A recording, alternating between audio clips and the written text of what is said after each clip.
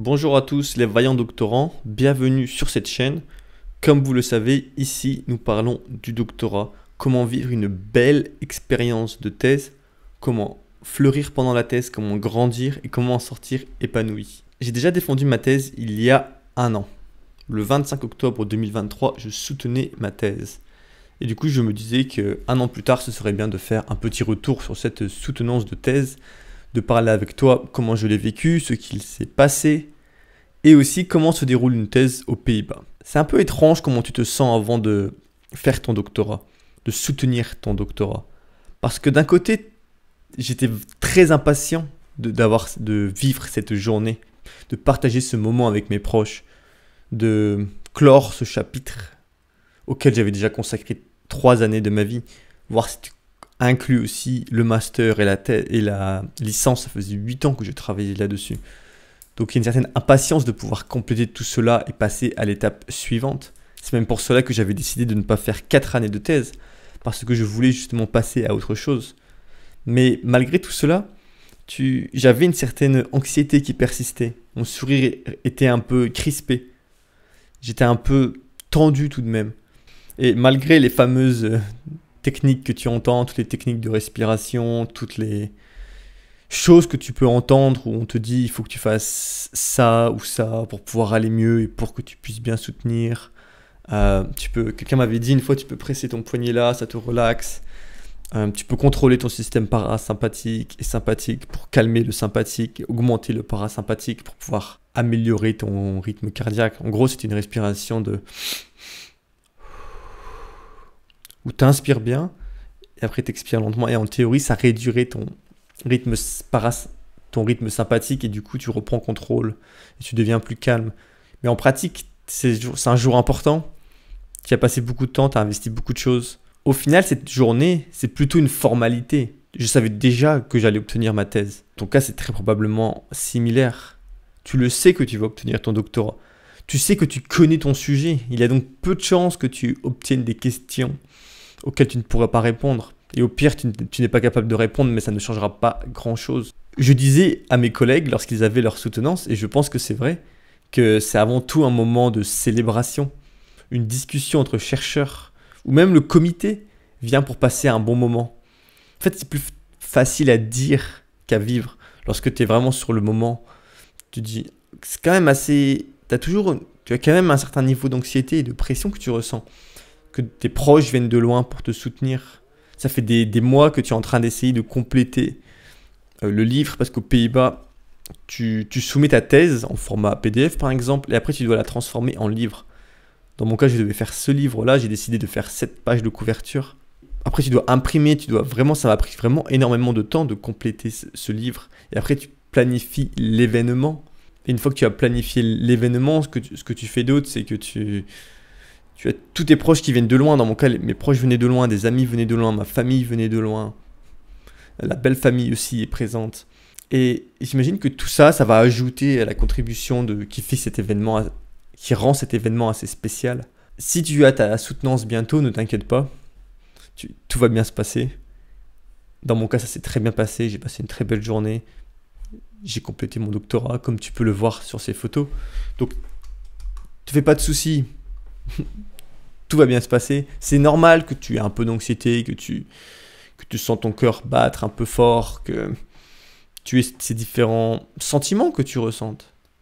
C'est normal. Mais n'en fais pas plus que tu devrais faire. Juste prépare-toi bien. Mange bien la veille, mange bien le matin, ou ne mange pas si tu préfères ne pas manger. Garde tes routines, fais des choses bien. Et ne surpense pas la soutenance de thèse au final. C'est un événement qui fait partie du doctorat. Tu le fais à la fin. Tu sais déjà que tu vas obtenir ton doctorat. Donc ne te fais pas de soucis. Comment ça se passe la soutenance aux Pays-Bas ? Eh bien, on a 2 paranymphes déjà, donc il y a le doctorant et les 2 paranymphes. Ce sont des personnes, généralement des collègues doctorants ou anciens doctorants du coup, qui ont contribué à ton doctorat. Donc c'est toi qui peux les choisir, ce sont les témoins de ta thèse qui, selon l'histoire, si tu tombes dans les pommes pendant ta thèse, ils doivent être capables de prendre le relais et d'expliquer ce que tu fais pour répondre aux questions. qu'en théorie, tu veux prendre quelqu'un qui connaît un minimum ton sujet. Ce qui se passe après, c'est que cette personne-là, c'est le maître de cérémonie.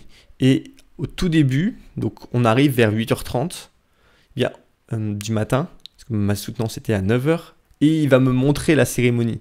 Il va m'expliquer qu'on doit s'approcher juste devant à ce niveau-là, et qu'il faut s'incliner à gauche, s'incliner à droite, tous en même temps. Donc les deux paranymphes et moi-même, nous devons nous incliner à gauche, à droite, puis prendre place. Il y a toute une cérémonie aux Pays-Bas qui rend la chose très formelle et très solennelle, très belle. Il y a une ambiance très sérieuse dans cette salle. Il y a une certaine pression dans cette salle. Tu ressens qu'il se passe des choses dans cette salle, qu'il s'est passé des choses. Si tu veux lire la description en détail, je t'invite à aller la lire. Si tu vas faire ton doctorat bientôt, je t'invite à rejoindre le club des doctorants. C'est un club dans lequel on s'entraîne entre doctorants. On essaie justement d'aller pour le mieux, d'avancer dans la bonne direction. Je partage avec toi des articles dans lesquels je te donne des conseils concrets pour ta thèse. Je te partage mes propres expériences, ce qui fonctionne pour moi.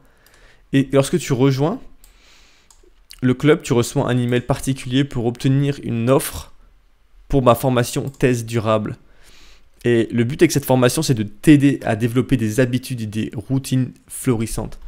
De pouvoir justement, chaque jour, avoir des actions et des routines claires pour avancer dans ton doctorat. Savoir quelles sont les bonnes actions à mettre en place et comment les mettre en place.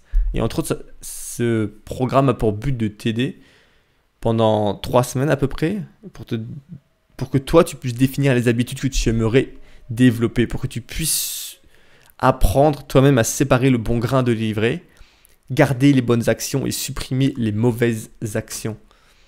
Et si tu suis cette formation que tu peux avoir à prix réduit, du coup, si tu rejoins le programme, et j'ai pas le prix exact, mais je pense que tu peux l'avoir pour moins de 30 €, tu pourras justement t'améliorer et réussir à développer les bonnes habitudes pour ton doctorat. Peu importe ta phase, que tu sois en première année, deuxième, troisième année, tu peux toujours t'améliorer, toujours faire des choses pour justement progresser au niveau personnel et pour ta recherche. Mais pour revenir à la cérémonie du doctorat, je ne vais pas tout te lire parce que je pense que tu peux aller le voir, mais je vais te faire une petite explication.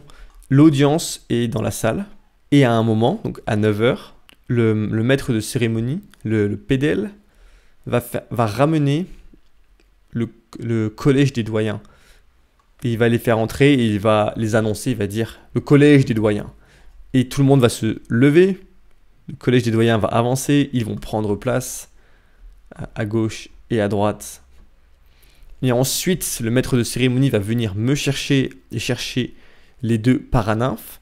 Nous allons nous placer devant et nous allons nous incliner à gauche, à droite, comme je te le disais. Une fois que nous avons fait cela, le maître de cérémonie va dire quelques phrases. Il va dire « Cher doctorant, le collège des doyens de cette université, représenté par nous, a lu votre thèse de doctorat et les propositions qui l'accompagnent et est prêt à vous entendre la défendre. Veuillez prendre place. » Il s'assoit et enlève sa coiffe. Donc oui, il y a toute une histoire avec la coiffe. C'est qu'il y a des moments où ils doivent l'enlever, il y a des moments où ils doivent la remettre. Et constamment, ils passent du temps à l'enlever, la remettre. Et tu vois souvent les professeurs qui n'ont pas l'habitude et qui des fois la remettent, mais en fait, ils se rendent compte qu'ils doivent l'enlever. Et généralement, ils ont un petit guide juste devant eux pour être sûr de l'enlever et de le mettre au bon moment. Et c'est ça qui rend la cérémonie belle, c'est qu'il y a plein de petits rituels qui ont été gardés, qui sont présents. C'est très formel. On n'ose pas forcément parler, on n'ose pas forcément applaudir. Il y a quelque chose de très traditionnel et de solennel à cet événement, qui peut-être certaines personnes trouveront vieux jeu, peut-être que certaines personnes les trouveront très beaux. Ensuite, le doctorant peut prendre place. Le paranymphe va rapporter un des documents et la défense se déroule. Donc là, il y a une tradition qui est le rector magnificus. Il demande si quelqu'un dans l'assemblée, dans l'assistance, souhaite échanger des idées avec le doctorant. Donc ça, c'est seulement formel. Personne, en théorie, n'est censé se lever à ce moment-là. Tu peux le faire, mais en théorie, tu ne devrais pas le faire. Ensuite, le rector magnificus appelle maintenant le professeur, blablabla.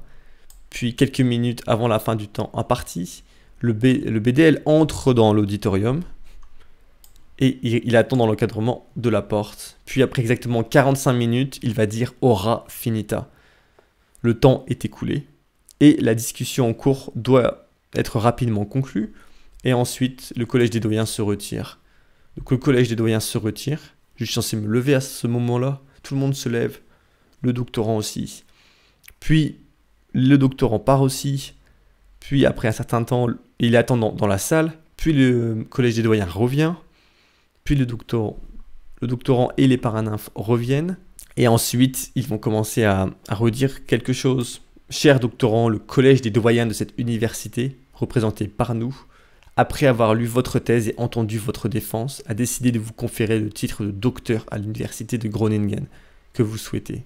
Et ensuite, il donne l'honneur à mon superviseur principal, qui lui va se lever, accepter les pouvoirs qui lui sont conférés, mais avant tout, il va vouloir me faire un lauditio, qui veut dire qu'il va faire un hommage, il va louer les hommages du doctorant. Il va faire un discours de maximum 6 minutes. Et à la fin, il demande si on est prêt si on promet d'agir conformément au code de conduite pour la pratique scientifique des Pays-Bas. Et on répond « Je promets ». Après, le superviseur principal peut dire maintenant qu'il est fier d'avoir rempli cette tâche et qu'il veut être le premier à nous appeler docteur. Le recteur Magnificus se lève, remet sa coiffe et déclare « En preuve de ce titre, je vais vous remettre ce certificat, signé par le recteur Magnificus, le secrétaire, les superviseurs, et scellé du sceau de l'université. Mais avant cela, il s'incombe le plaisir de vous féliciter au nom du collège des doyens pour le titre que vous venez de recevoir. » Puis il serre la main au docteur et lui remet le certificat. Il conclut avec ces mots « Je déclare cette cérémonie close » et il frappe de son marteau. Et ensuite, on peut partir et on peut avoir... généralement, il y a un pot après, puis un autre pot plus tard. Et il y a des termes d'usage à utiliser pendant la cérémonie.